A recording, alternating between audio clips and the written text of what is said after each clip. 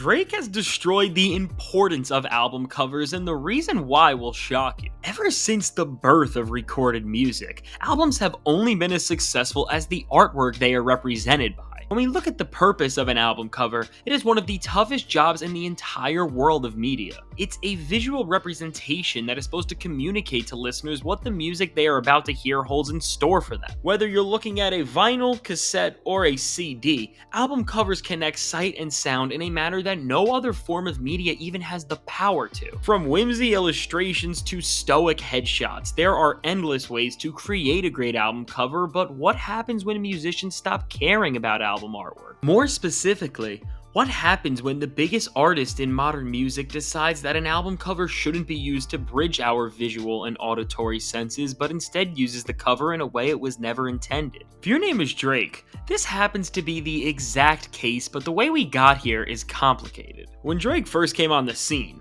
his album covers became just as iconic as his music did. From the dark and dim ambiance of Take Care to his head in the clouds on Nothing Was the Same to the minimal but poignant message that made If You're Reading This It's Too Late so iconic, it seemed like Drake had mastered how to utilize album artwork to benefit his records just as well as any of the other greats did, but this did not last forever. In less than a decade, Drake's covers went from this to this, but the question is why? Why did Drake go from carefully utilizing cover art to illustrate the core themes of an album to placing a bunch of pregnant emojis on a white background?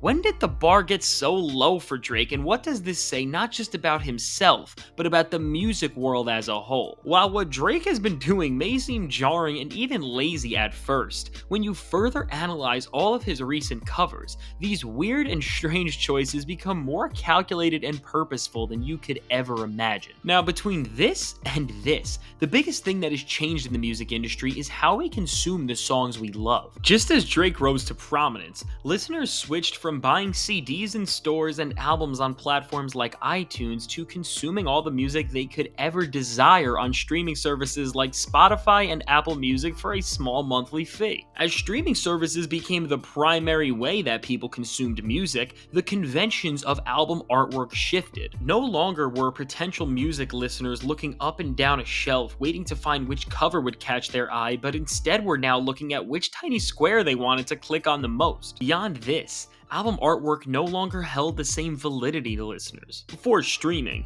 music artwork did not just have to catch your eye, but it also had to convince you to buy the record, and with streaming services giving instant access to any album that you decide to click on, this entire process became warped. No longer was picking an album to listen to a carefully thought out decision based on how a cover spoke to you, but instead became based on a quick reaction and the instant gratification of how a cover shocked you, very similar to the way a YouTube thumbnail communicates with its viewers. So understanding this shift in the way listeners interact with streaming interfaces, a lot of big players in hip-hop changed their entire philosophy on album artwork. Whether this means biting off another rapper to create a wildfire of discourse and memes like NBA Youngboy did in 2020 with his album Top, or somebody like Ice Spice with a very eye-catching cover on her Like EP, or even Kanye West and Childish Gambino using no album covers at all. A lot of artists in the industry have begun to use the album cover as a provocative spectacle, and when we look at covers like these, nobody has twisted the nature of album art more than Drake. When you look at Drake's musical output in the 2020s, you can see the entire philosophy on how he's created and packaged music has shifted. Gone are the days of Drake focusing on delivering compelling cover art that can resonate with listeners, and instead, he's now focused on using his covers as in-your-face pieces of clickbait that are definitely bringing him in success commercially, but at what cost? From gross fonts to bad Photoshop, every time Drake releases a new album cover, it immediately causes more discussion than any other piece of artwork, all because of its provocative nature. If you don't believe me, look at the single Search and Rescue.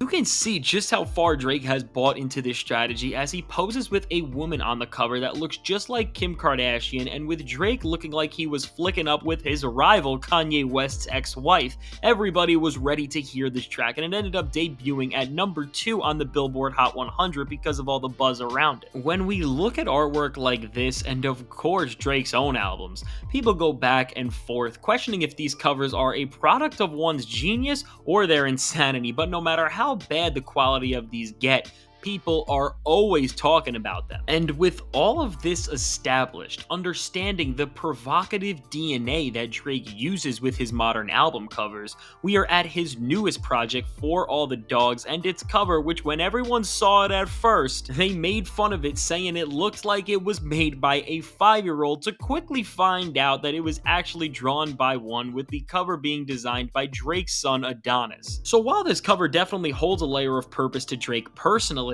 it is still receiving the same confused reactions all of his last covers did, and I am sure this was intentional. While some people love the fact Drake's using his son's artwork, others are roasting the cover, and regardless of how you feel, it is clear that once again, Drake's provocative approach to cover art will end up putting him at the top of the charts. With this said, beyond the commercial success and the short-term buzz that these clickbait-esque album covers bring, what is their long-lasting impact on the music world? Is the future of the music industry going to give us more covers like these, and should all artists start following the same strategy as Drake? As industry executives continue to search for quick success, they may tell you this is the best idea and this is the future of the industry, but my answer is clearly no. This is a terrible idea, and let me tell you why. While Drake and some other artists have begun to focus on using their artwork as a gimmicky marketing tool, this does not really hold any substantial value with listeners. Nobody's running to get that poster of CLB on their wall, nor are they running to buy a vinyl that looks like this. An album cover is the physical embodiment of a piece of music that can potentially change your life, and if you fail to translate an image that represents this,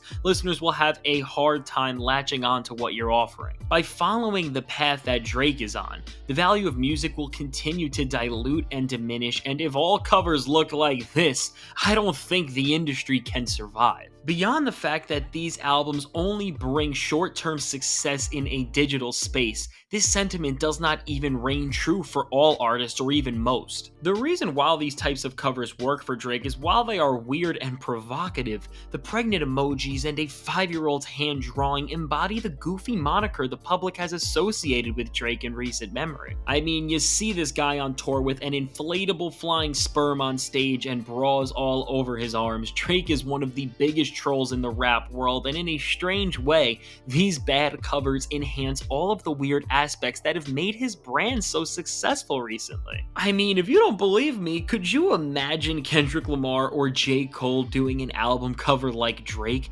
It would backfire on them because it does not represent their personas or the music that they are offering up to us. Even looking at an artist like Travis Scott and his album Utopia, he has shown that you can make a massive project with a huge cultural footprint without any gimmicky album covers. Travis used compelling artwork that resonated with listeners to promote the album, selling 5 different covers of Utopia, and by releasing new iterations of the album cover every day up to its release, it ended up building anticipation to all-time highs while also boosting sales because everyone wanted to own their unique visualization of Travis's long-awaited album. So overall, while Drake no longer cares about creating compelling artwork and goes for cheap gimmicky clickbait covers to boost his sales, the power of album artwork is not dead at all, despite how the streaming landscape has altered how we consume music. In the modern era of music consumption, we are still seeing artists deliver great and poignant cover art that has already become iconic. In a lot of ways, the digital space and provocative approach some have brought to cover art has forced most artists to take presentation to the next level in terms of both the aesthetic and detail of their covers. From top to bottom of the music industry, it seems like for as many covers that disregard the importance of artwork like Drake's, there are more popping up that are redefining how intricate, detailed, and powerful artwork truly can be. So all in all, for the first time ever in music history, album artwork is being pulled in 2 different directions. One group of covers are gateways into new musical worlds, while others are deceiving traps into musical gimmicks, and this contrast has put the industry in a strange state. As labels prioritize viral and trendy material, will more artists make controversial covers made to boost numbers and dilute the market, or will this attempt backfire on people trying to cut corners on the creative process? With this strategy in its infancy, it is very hard to tell what will happen, so let me know your thoughts in the comments. How has this provocative approach led by Drake affected album artwork, and what will it do in 5 years? I can't wait to hear your thoughts, and if you enjoyed this video, be sure to hit that subscribe button. It helps me out a ton, and it is free to do. Mr. F, Fantastic Hip Hop, signing out. Catch you in the next video.